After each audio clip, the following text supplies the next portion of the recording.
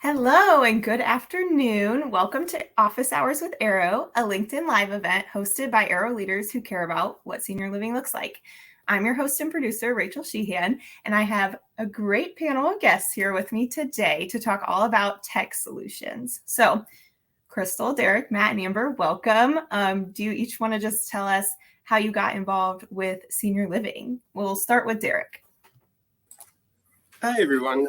So what got me involved in senior living is I really fell in love with the social model and how it blends so well with the healthcare and wellness world. And really, for me, that hybrid of the two just made for the perfect fit. Awesome. Crystal? So yeah, my story is a little different.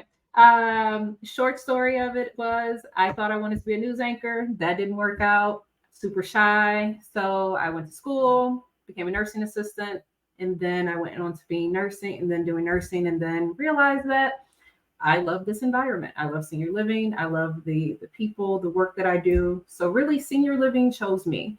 I didn't choose it initially because I thought I was going a different route and it pulled me back in. So senior living really chose me at this point. And then I just like the idea of mixing wellness with the healthcare and the business side of it. So now I'm here 15 years later. I love that. Awesome. Matt, how about you? So mine was a little bit happenstance. I was looking to kind of stay within health adjacent, coming from a pharmacy world. But the opportunity to move into one of our communities with HR was there. So jumped in and really enjoyed it. Awesome. And Amber? Yeah, I'm a little different than Matt and Crystal. I did want to go into senior living. So I have worked in senior living since I was 16.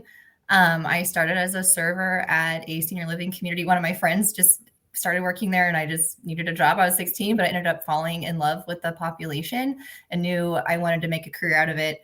I also knew did not have the guts to be a nurse. So Derek and Crystal, I really appreciate what you guys do working in nursing, but I still wanted to help seniors in some way. So one thing led to another, and I ended up majoring in gerontology and then started working in senior living first doing social work and then kind of found myself on the HR track. And here I am today.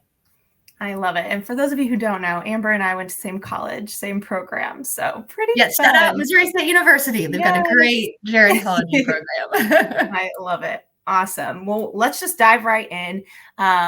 You guys are part of Arrow's vision team. And I love that we even have a group like that because I feel like most companies might not have something like that. So just to kind of start off, how did we first start in lobbying our own tech solutions? I would say we're ground zero for us is we were looking for ways to create efficiency and be able to operate well and be able to maximize what our staff and what our teams are able to do. And we started looking at different workflows. And one of the things that we were doing is a family communication tool, and we call that our monthly wellness visit. And we use that to be able to send out the most recent weights and vitals and other types of status changes that's going on in the residents' world. Well, as you can imagine, to be able to consolidate all that information together, it really does take a while to pull it all and then to be able to complete this assessment and then for that to be sent out to our families. And we started looking into different solutions to find a way to make this better. And shopping around, there was really nothing that was doing that for us. So we realized we would have to do it ourselves because essentially what we're doing is that monthly wellness visit, it is pulling our incident reports, it's pulling our progress notes, vitals, weights, you name it. And we also started pulling from other systems as well, like fall management systems. And we were finding a lot of technologies really just did not fit like a glove. And the reason I say like a glove is you have to look at your hand and you're probably going to see 5 fingers. And I think of that as the different components that are going into that monthly wellness visit, various types of technologies, different vendors, different partners, and getting all that to work together. So what we did first is we developed a helper report, and that essentially just was the first step at pulling all that information together. Now we called it a helper report because it was meant to help to complete that monthly wellness visit. Once that was done and we saw success with that, we thought, why don't we just take this to the next level and fully automate the process? So that's something that we've been able to do for our teams. And I mean, it's amazing when we think that a typical monthly wellness visit would take up to 30 minutes per resident. And we're able to automate all that. And all the staff are doing is just day-to-day documentation, monthly weights and vitals, a monthly wellness progress note. And we're able to do all that work for them. So just the time savings and efficiency. And I think it's safe to say there still really isn't anything on the market that's willing to do what we wanted that to do. So there's a lot of great products out there, but those are people saying what should be important to us as a provider. And this is our way of saying this is what we really wanted. So we took that extra step and we developed ourselves. So it's been really exciting to see all this come together and what we're able to offer to our teams and our residents and our families. I love that. But first, real quick, I need to backtrack a little bit. We had a question. And if any of you want to answer this, what is a vision team? So I'd say the best way to define it is, it's a group of people who are taking a little bit of time kind of out of our regular responsibilities to look ahead at like how we are using, we've really focused on technology, so how we're using and leveraging technology, and trying to kind of think not just about what are the problems that we need to solve to get better today, but like what are the problems that we need to solve to be where we want to be in a couple of years, and then working on those problems.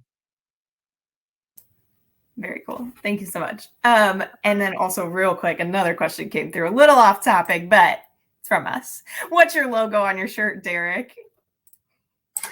In celebrating Nurses Week, I don't know if you could see, it's a little dark, but I have the Arrow Nurse logo. Oh, I wish it was bright enough to show, but this puppy just arrived today. I didn't even have time to wash it, but I'm loving it. Got to represent the Arrow swag. That's awesome. Awesome. Okay, back into the tech topic. So, Crystal, you want to talk a little bit about some other platforms?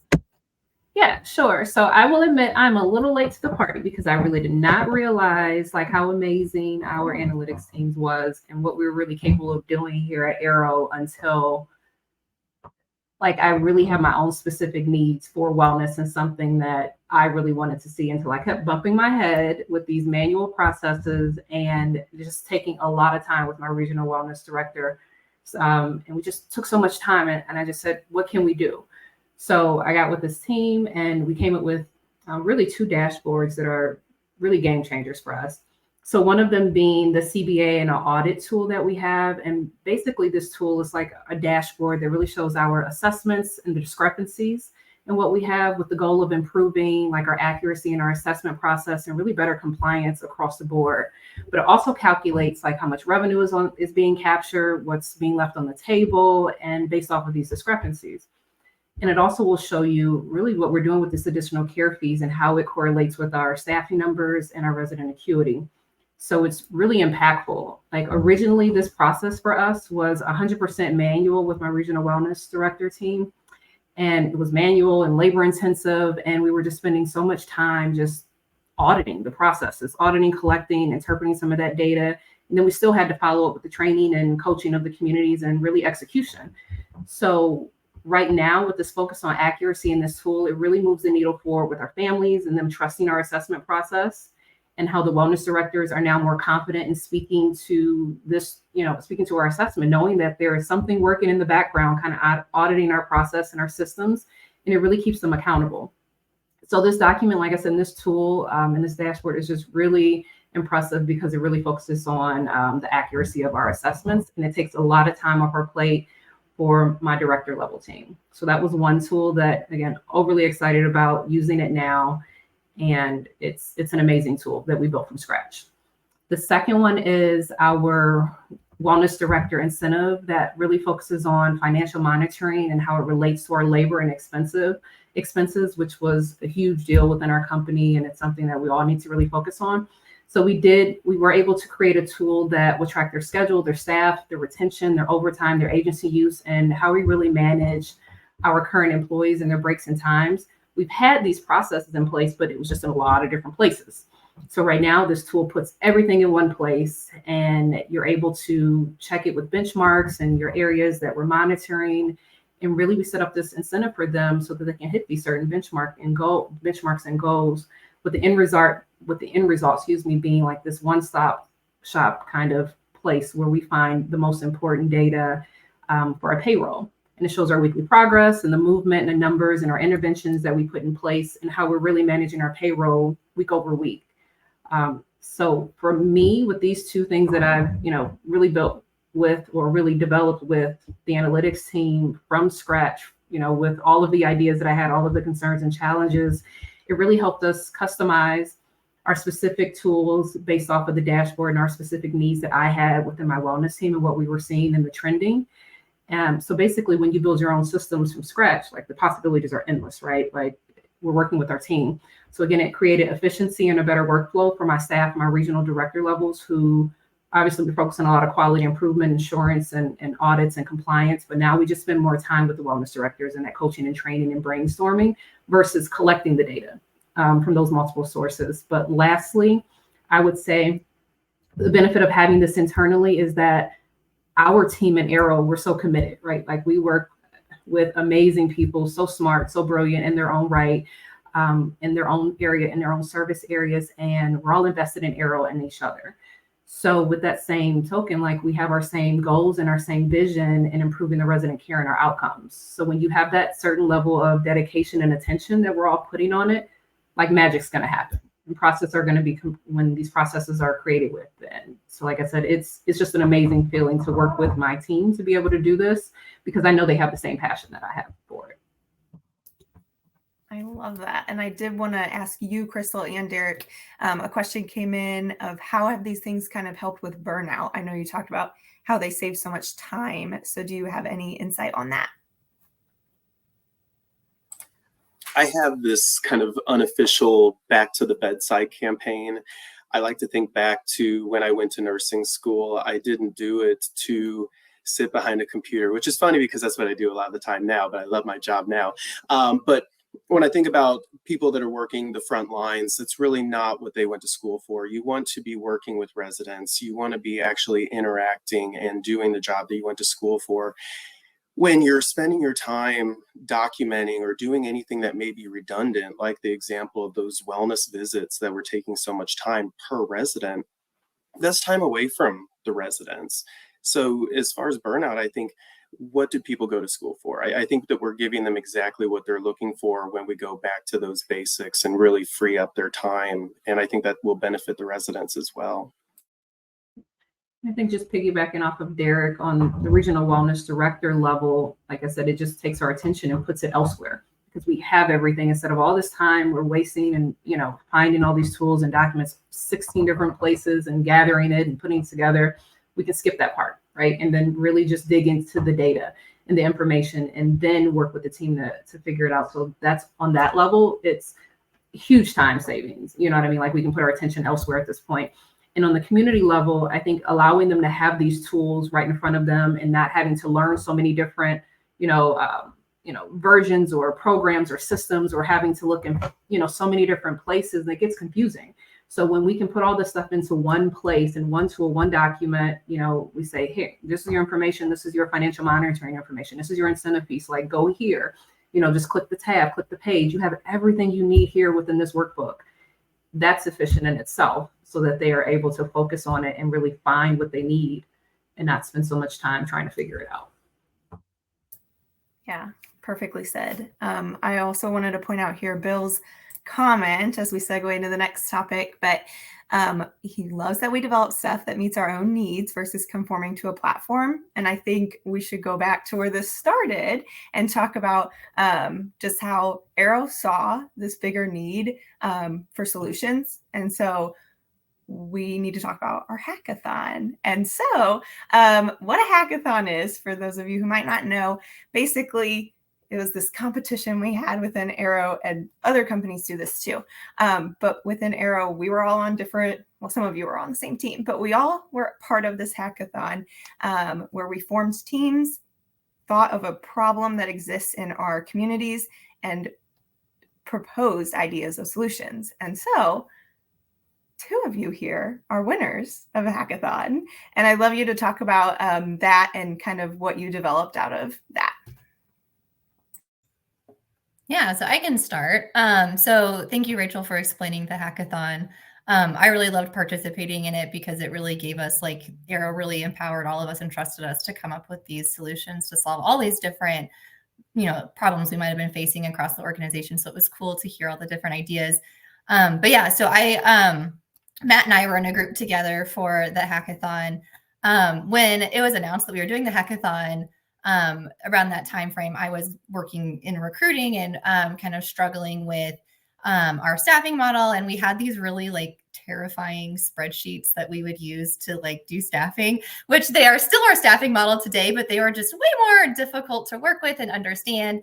And it caused some confusion between the communities and the recruiting team and what we were hiring for, and just how we were staffing our buildings. So we had met with a couple different vendors to, that did like scheduling tools and staffing, and they just didn't quite match with what we were looking for. They didn't quite fit with our staffing model, which that could probably be a whole different talk on how we do staffing. But we, in my mind, I'm thinking, well, if we're doing this hackathon, like how hard can it be to build it? Like, let's just build our own. At the time, shout out to Stephanie Hood, our regional director of HR. She was managing the travel team, and also was struggling. Like, it was a very manual process. It was like, there's got to be a better way. And like, well, we'll just make it ourselves. So Stephanie and I, it turns out it is not very easy to make a website, and we needed someone who probably knew what they were doing. So we graciously reached out to Matt and said, Matt, I think we said something along the lines of like, will you accept our mission and help us build this scheduling tool? So anyways, fast forward, Matt definitely was the backbone of what we now call the Archer, which is our scheduling platform that we created essentially from scratch. We took our staffing model, we took our travel team scheduling, and we're able to build a platform where our department heads and our employees can interact with scheduling. We can build schedules, employees can interact and pick up shifts and whatnot. And that it can also integrate with our systems. So like what Derek was speaking to a little bit ago, instead of us waiting for someone to catch up to our vision or like work with us on what we were doing, we just decided we would try to do it ourselves. And thankfully we had Matt Meyer's brain on it, and it worked out, I think, in our favor. So Matt, I'm sure you have more that you want to add to that. Yeah, no, I think it's been really empowering to be able to have kind of this platform that can do what we need it to do. And a lot of that is like any of the business logic that we have, we can, make the system kind of conform to in a way that, like with the staffing process, we had our templates. We have a lot of other kind of like side things where, maybe we have a HR system, but we have processes that are living outside of that HR system that we're doing on spreadsheets because the system kind of can't conform to our way of thinking about things.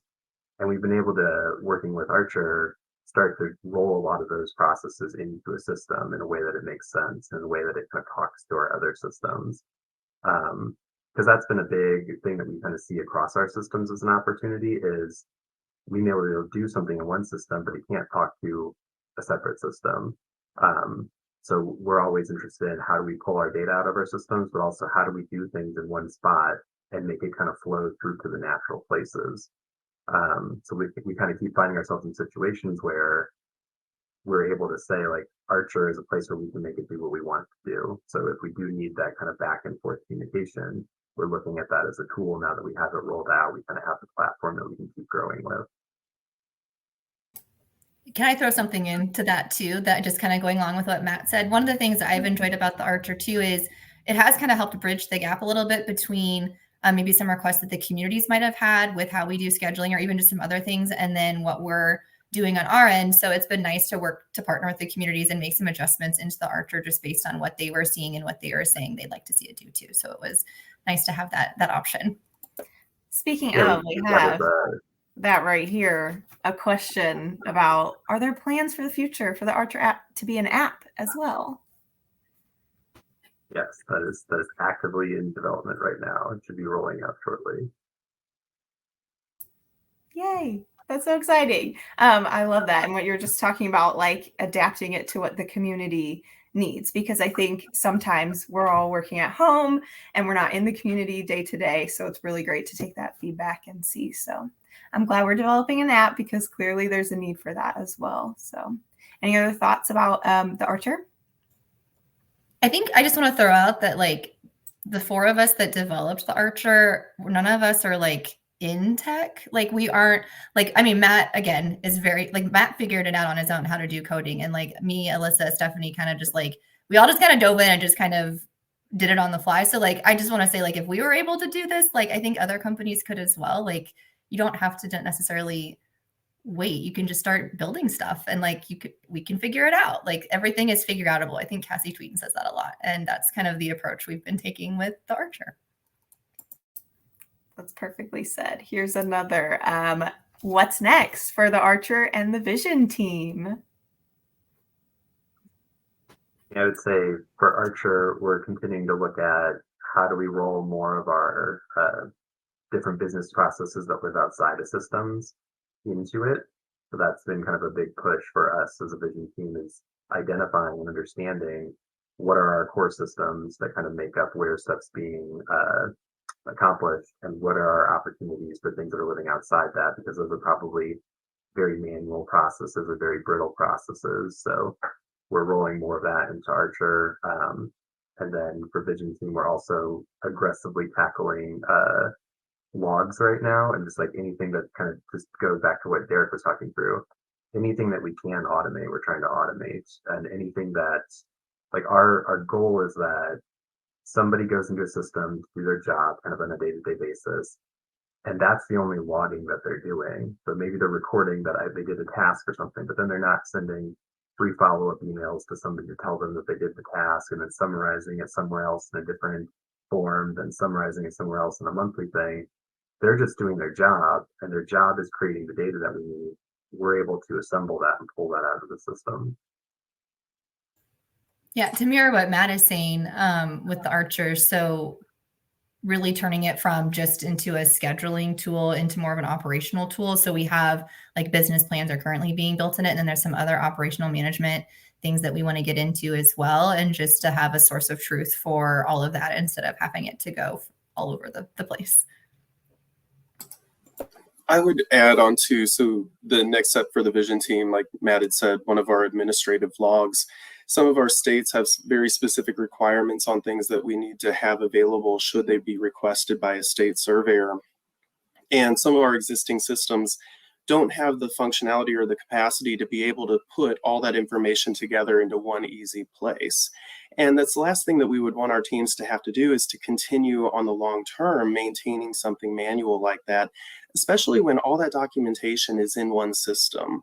So that's one of the big ones that I'm the most excited about, is being able to consolidate everything together. And essentially we're going to be combining 5 administrative logs. That's 5 different things that the teams would be maintaining into one, and really they don't have to do any additional work. They just log into our Power BI software, and then they could pull from there. So I think that's just so exciting, just to be able to see and just be able to take this time developing this and be able to give that back to the teams. Awesome. I love it. Any other thoughts about just developing your own tech? Any advice you'd give to somebody who wants to take this idea and run with it?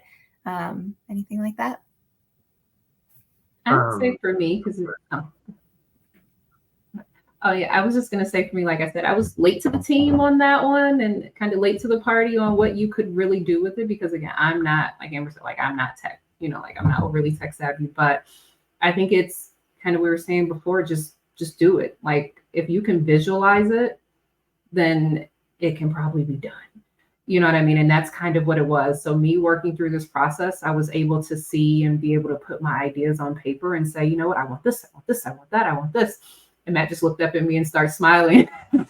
Okay. Like I got more yeses than I got nos, right? Like, and I think that if you do it internally, you'll get more yeses than you will get nos, because we're trying to, again, we work for the same team. Like we're on the same team here. We're trying to figure it out. So if there's a way, like we're going to get it, we're going to get to that. So I think it starts with thinking of the idea, thinking of what you want, having your basic idea of what you want to do, and then trying it. Just really trying it at that point, and you'll be amazed on what comes out of that. I know I am. Yeah, I think it's like just stay curious, like, and don't limit yourself and think big. Like I always just like to think there's got to be a better way to do this, and then usually there is, and that's how you kind of find it. And then don't be limited by what you think you know or what you think you don't know, because again, I don't want to sound redundant, but everything is figure outable, and we can. We're all smart, and also reach out to people and use support. Like we couldn't have built the Archer without Matt. We had a vision, but we knew we needed his help. Like, so, reach out to your coworkers, reach out to people, don't be afraid to crowdsource and get involved with people you might not usually work with. That's when the magic happens, is when you bring in people from all different backgrounds and walks of life to help you with a project or a vision. I think on a little bit more of a boring note, I have a background in data. I think that a lot of this starts from the idea of you want to kind of take control over your systems, and like you probably have a lot of software services that you're using that you can't do like what you would want to do with it. So I think the more that you plan to make a commitment to, you're going to get that data out of that system, and then you can start using it. That's kind of that's feedback that we get a lot when we're dealing with different partners, is they'll ask us, well, why do you want this?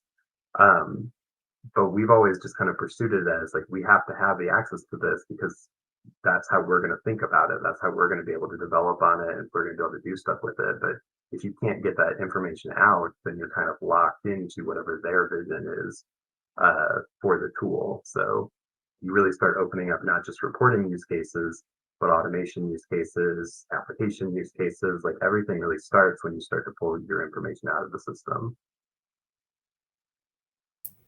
Awesome. I think we have a question related to the Archer app specifically. So let me just throw it up on the screen.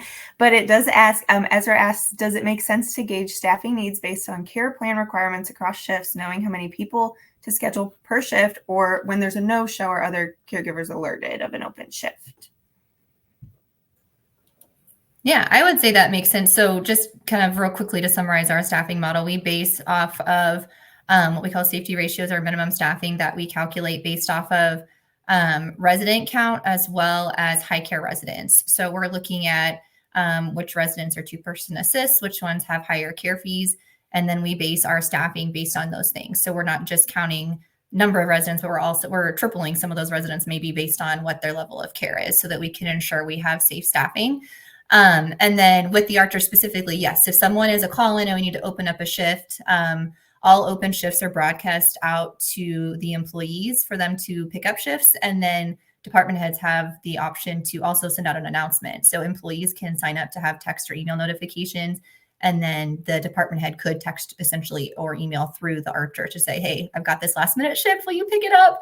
And we're rolling out shift pickups streamlined through the Archer as well. So the Archer advertises shift pickup bonuses for staff to see too. Awesome. Thank you. And I think that example just shows how much you guys have thought through everything, maybe gotten even feedback from line staff or whoever to really adapt these things to fit the needs of our communities. So I love that. Any closing thoughts? Tech solutions? No, we're good. I think we did it. So thank you guys so much, not only for pioneering the way in tech when it comes to senior living and Arrow, but just thank you for being here with me today and sharing all your thoughts. So I hope you all have a fabulous rest of your day, and we will be here next week as well. So have a great day.